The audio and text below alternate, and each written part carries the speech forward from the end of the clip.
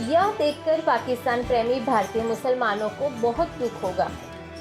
भारत में मस्जिद को अल्लाह का घर कहकर विरोध, वही पाकिस्तान में। अस्सलामुअलैकुम, मैं हूं फातिमा अख्तर और आप देख रहे हैं मुकदमा लाइव। इस वक्त मैं मौजूद हूं कराची के इलाके तारिक रोड, और ये तारिक रोड जो है बहुत मशहूर जगह है क्योंकि यहाँ पर कराची की बड़ी मार्केटों में ये एक मार्केट कहलाती है। आप जिस तरह से देख रहे हैं कि मेरे उल्टे हाथ पर आपको दिख रहा है कि एक बोर्ड लगा हुआ है मदीना मस्जिद तारिक रोड कराची। ये मदीना मस्जिद जो है आज सुप्रीम कोर्ट में इस मदीना मस्जिद की जगह पर एक हफ्ते में पार्क बहाल करने का हुक्म दे दिया गया है। यह बड़ा फैसला आया है सुप्रीम कोर्ट की जानिब से।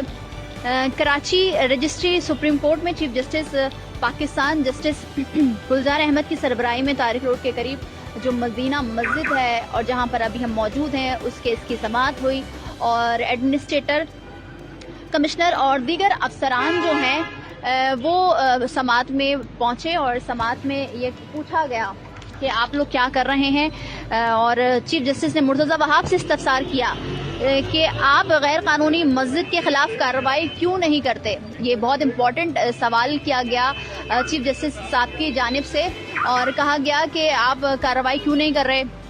और उनकी जानिब से ये कहा गया कि आप लोगों को देखकर हैरानी होती है, आपका काम है और हमारे हुक्म का इंतज़ार करते हैं। ये कहा गया कि हुक्म हम देंगे तो फिर आप काम करेंगे। फिर जस्टिस काजी अमीन ने कहा कि ये इबादत गाहें नहीं, अकामत गाहें हैं, ना बिजली का बिल ना कोई और बिल।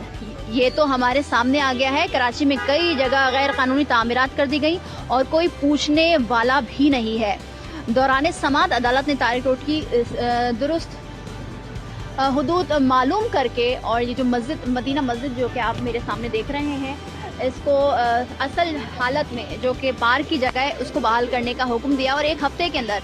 अब देखना ये है कि ये मस्जिद जो बनी गई है, और यहाँ हम जब पहुँचे हैं प्रोग्राम करने के लिए तो हमें पता चला कि तकरीबन 25 से 27 साल हो गए हैं इस मस्जिद को तामीर हुए, और कई 100 लोग, कई हज़ार जो लोग हैं यहाँ पर 5 वक्त की नमाज की अदायगी करने के लिए आते हैं। आपको मज़ीद भी हम मज़ीद भी हम आपको बताएं कि आज की समाअत में चीफ जस्टिस साहब ने क्या कहा। उन्होंने कहा कि आप लोगों को दफ्तर में बैठने आते हैं, उनकी जानिब से कहा कि आप लोग सिर्फ दफ्तरों में बैठने के लिए आते हैं, चाय पिएं, गप लगाएं और घर जाएं, आपके पास कोई काम नहीं है।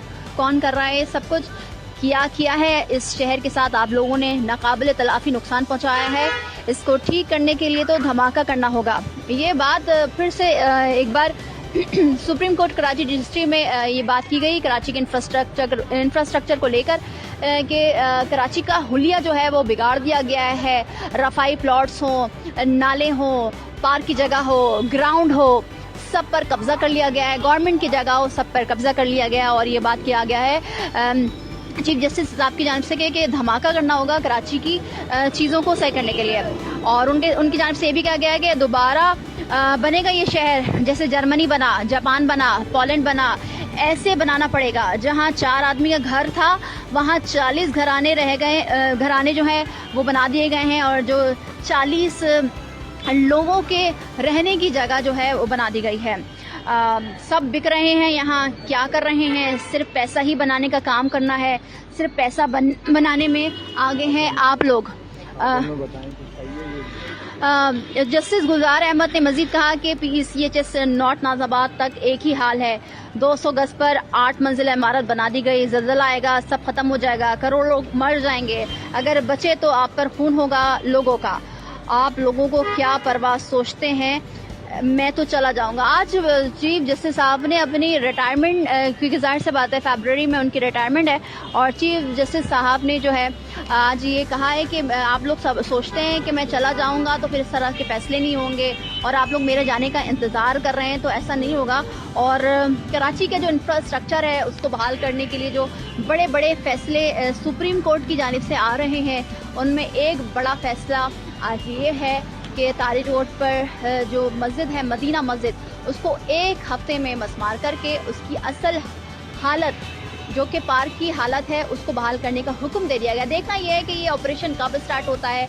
आज जब हम यहाँ पर पहुँचे तो हमने यहाँ पर इंतज़ामिया से बातचीत की, यहाँ के लोगों से बात की, नमाजियों से बात की। उनका यही कहना है कि हम जो है ना इस मस्जिद को शहीद होने नहीं देंगे।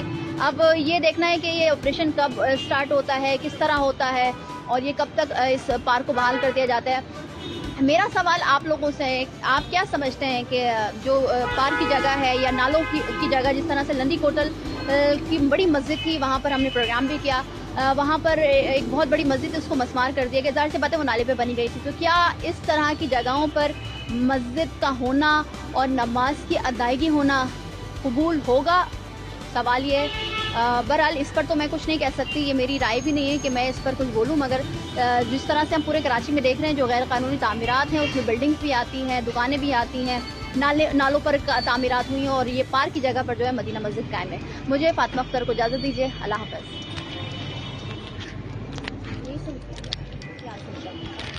क्या यही घटना पाकिस्तान की बजाय भारत में होती तो मुसलमानों की प्रतिक्रिया भी यही होती?